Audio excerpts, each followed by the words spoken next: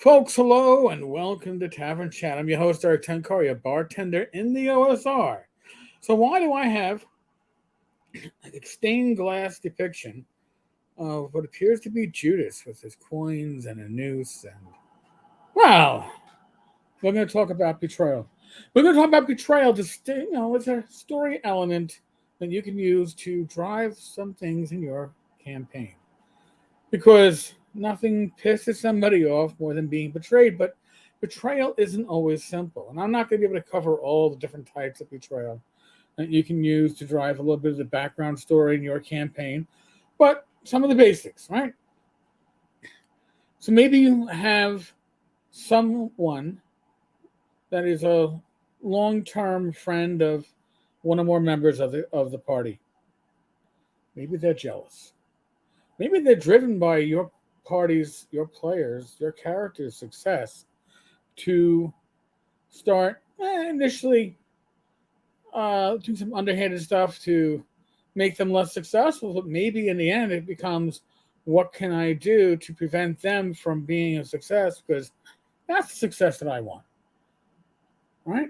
So you'll really get your players involved in a campaign if a long-term supporter, probably not a patron, right? Probably more of an ally, starts to turn on them. Now, maybe they have their own worm tongue whispering in their ear, right? Maybe again, we're playing fantasy games. Maybe they were charmed, right? Maybe it's something that could be reversed, or maybe it's something that the players are never going to trust that individual again, because betrayal hurts, right? We've all been betrayed in your life. We know what it's like. And when you're betrayed by someone that's a long-term friend, that is a lot more impactful than, say, the betrayal is, well, the enemy of my enemy is my friend.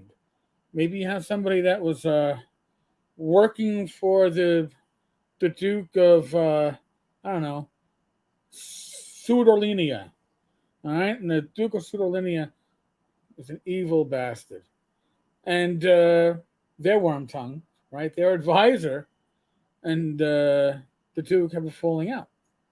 Now, your party has been at odds. Maybe this individual has been pulling the strings in a lot of the events that your players, your PCs, have been having to deal with, and fires they had to put out.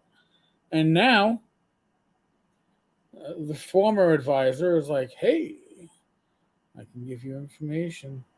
You want information? I have information. So now, suddenly, they have an ally, or an ally that reaches back to what is, what's the BBEG. I hate saying the BBEG, the big bad evil guy, because usually when you have a big bad evil guy in a campaign, at some point they're dead, right? That's the whole thing.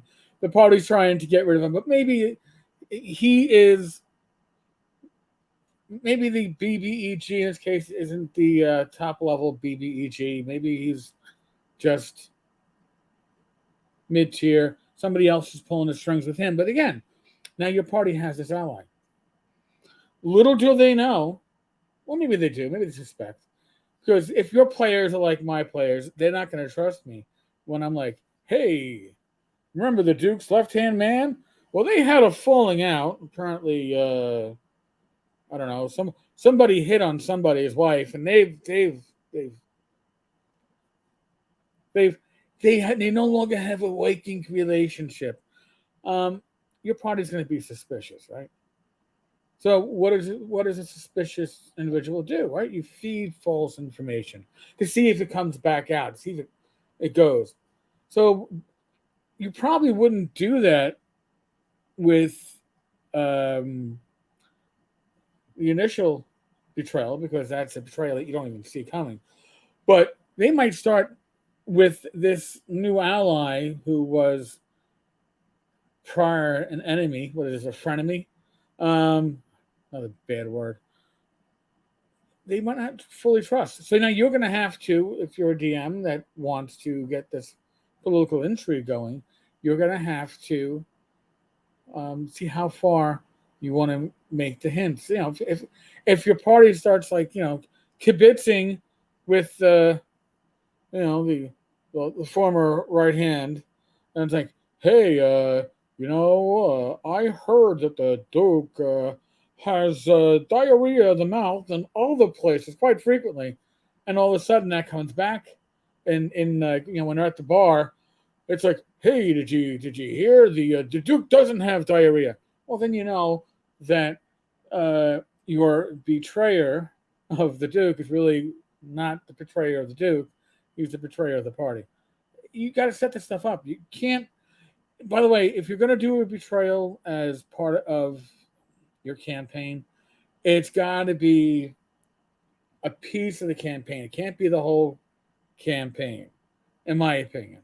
It's got to be something that can live in the background, pop up, become a major thing, shrink back down. It's less important.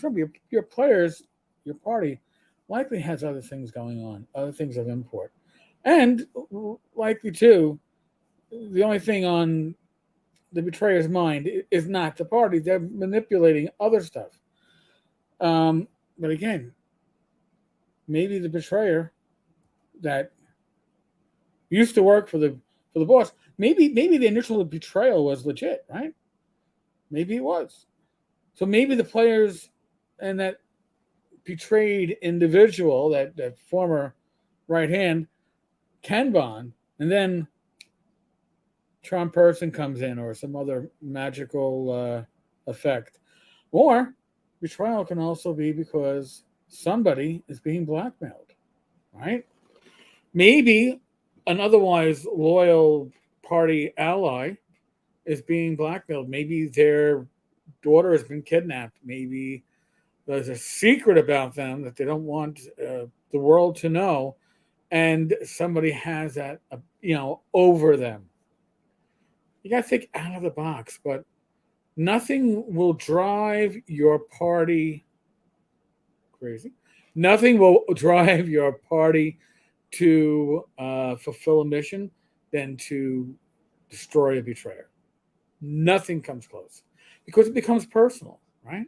When you make it personal, it's personal.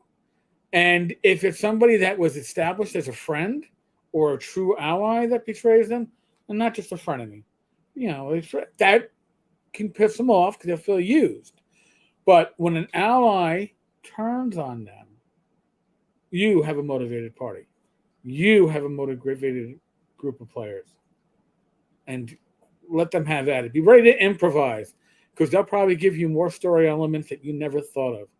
And it'll be fun to watch. Folks, on that note, yes, I am revitalized from my days in the Poconos. And I have new products to go through, maybe some unboxings. We'll get to that. The link on the bottom of the screen takes you to Drive-Thru RPG, tenkars-tavern.game/DTRPG. There's a Christmas in July sale going on. Maybe tomorrow I'll actually get a chance to do a blog post on it. If I do, I will make sure I share the details here. Other than that, be safe, be well, God bless, roll those dice, roll them well. I will be back tomorrow with another video. Look forward to seeing you then. Later.